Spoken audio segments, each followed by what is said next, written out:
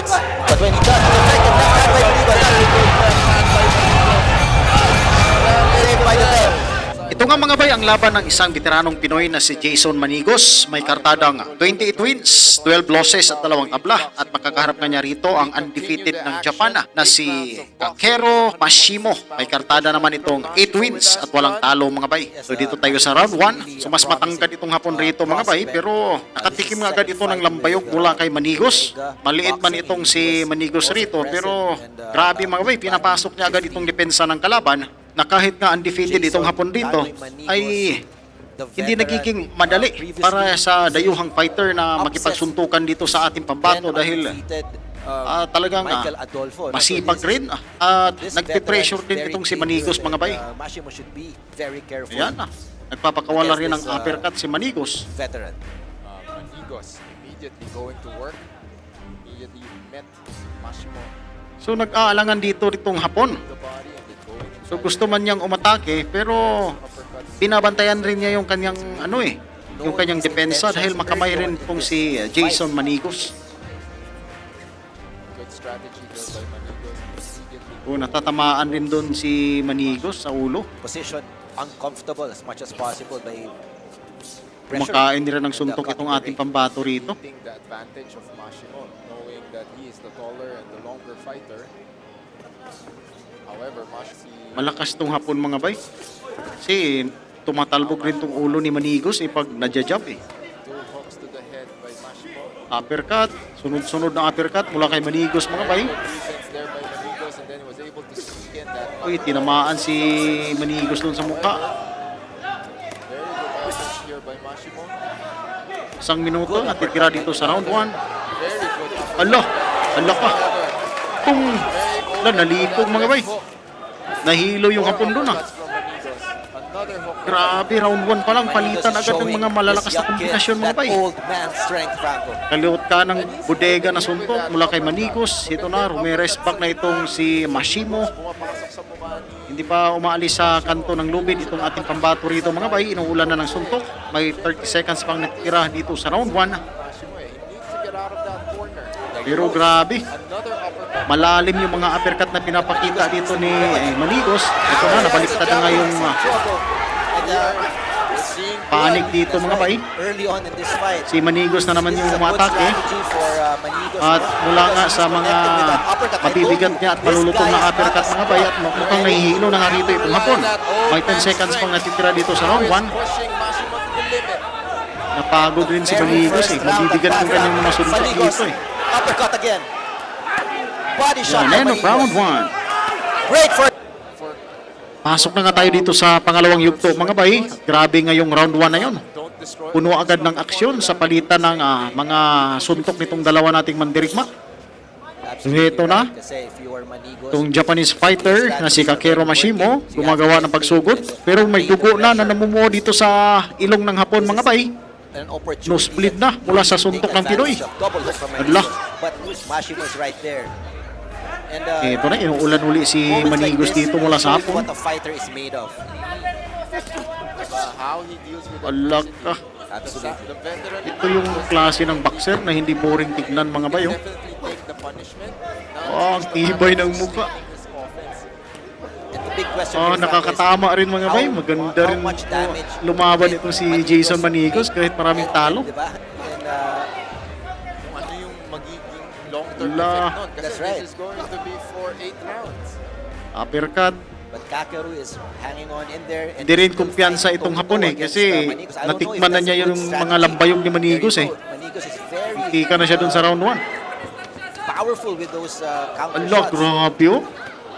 Hindi bumabagsak si Manigos dito. Has to throw combinations. He can't rely on that one punch na akala niya siguro babagsak. Kasi every time he throws in that uppercut, ibabawi naman si Pumapasok apat.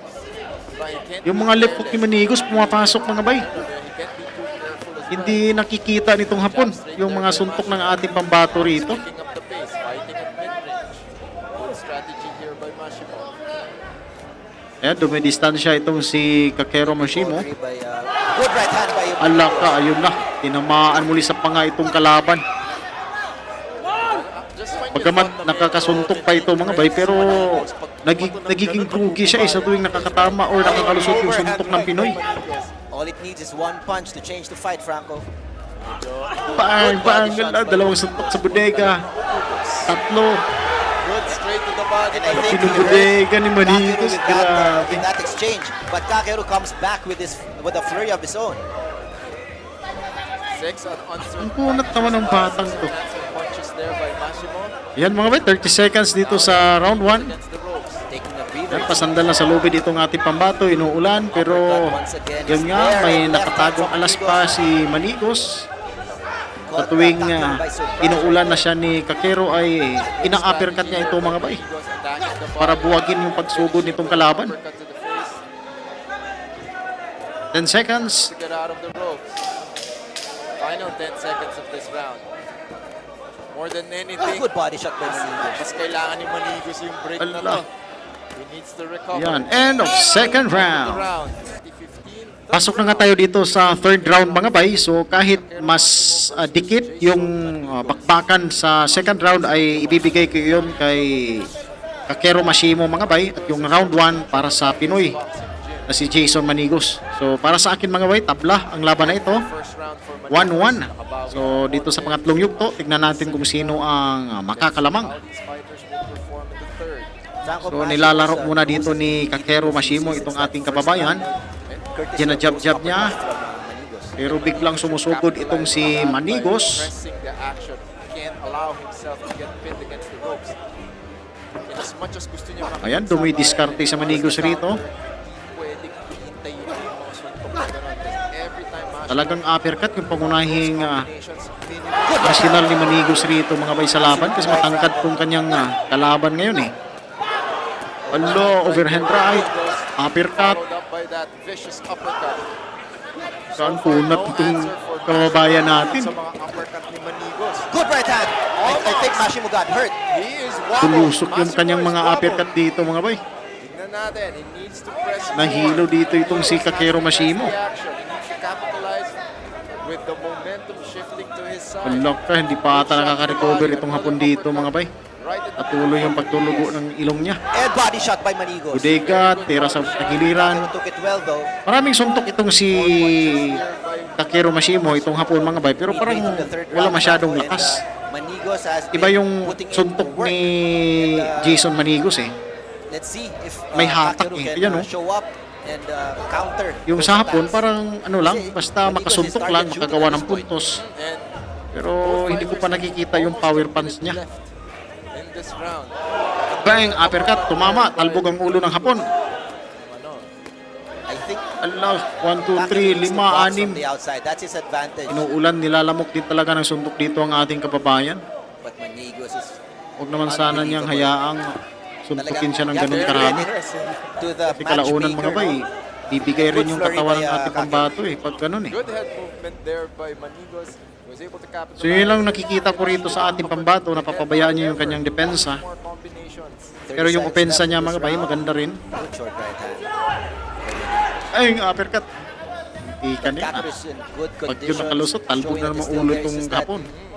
The punches by Manigos seems to me Bang! deals Ganda. more impact and damage.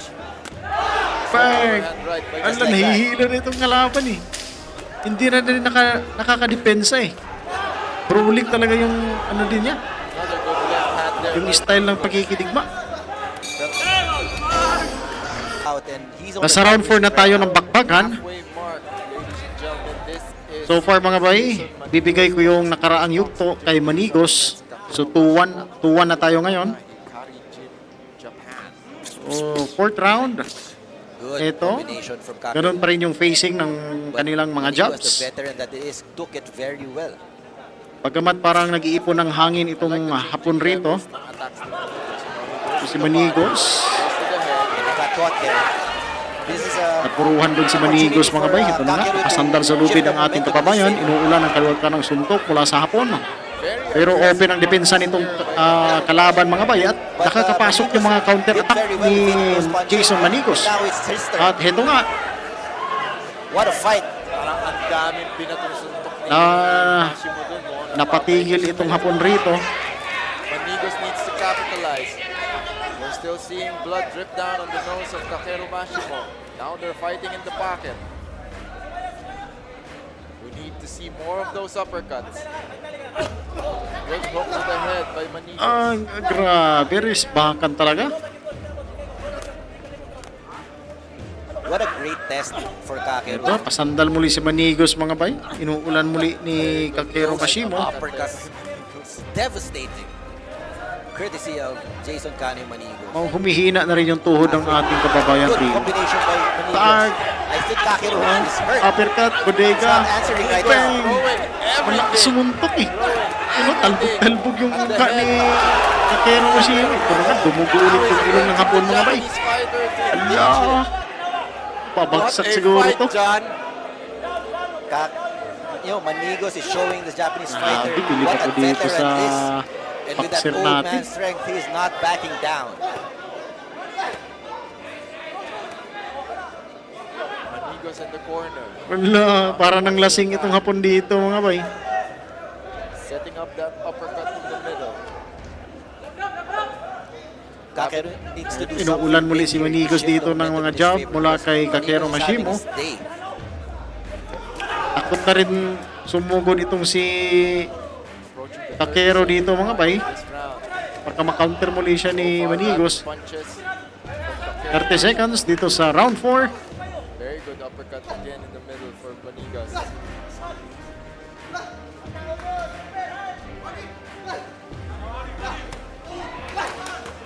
Good defense from Ala, Manigos. But Now Mashimo hindi na sumusuntok si kabayan ah. patiently waiting for that uppercut. and there you go. Good Like we flurry said by earlier, Manigos. Manigos fights in Bang! spurts. But when he does, it's like the left by Manigos. Very good left Ding! by Manigos. Bang! Naka! Eh, hindi na narinig ni Manigos mga bay yung After tunog the ng bell, bell. but that was unintentional. Ayan, umabot pa nga sa last and final round ang bakbakan na ito mga bay dito sa round 8. Fight so Grabe yung far suntukan ng this dalawa na ito. afternoon. Talagang ang titibay rin at ang kukunat. Lalo na rito ang ating kababayan. Kung saan nga ay maraming suntok nga ang kanyang sinalo mga bay mula dito sa They are taking undefeated na hapon na si Takeru Mashimo. because of this fight. O gayon din itong si Takeru Mashimo makunat rin mga bay. Bukas. Sa kabila ng mga mabibigat na lambayog, mga uppercut na pinapakawalan rin ni Jason Manigos ay hindi pa rin ito bumabagsak. Manigos is still there. Ang ganda ng counter punching ni Manigos eh. Every time that Kahit sa round na ito mga bay ay parang nababawasan na rin yung kanilang sigla. I know Hindi this tulad fight ng is mga difficult. unang mga I rounds want na to see grabe talaga. a Parang mga rematch gagamba of itong this dalawa. oh, they could actually run it back, bro. They could actually do this again. Manigos, pa-jab lang muna. I hate to Ganun be din the itong judges for hapon. this fight. I mean, how do you score it? Do you score the volume? Do you score the impact? Nag-ipon ng enerhiya mga bay. Minute 40 in Yan, the 8th and Manigos. final round. Umugod, nakatama. Both fighters They're running on fumes right running now, on Franco. fumes, emptying the gas tank. Manigos pushing forward. Nangangalahati na tayo dito sa final round. Slip a little bit. Manigos goes back to the body. Same strategy for Sunod-sunod the na entire body fight. shot mula kay Manigos. Good left Pero hand by Kakeru. narispakan siya ng sunod-sunod rin na kombinasyon sa ulo mga bay at napapasandal lang nga rito ang ating kababayan.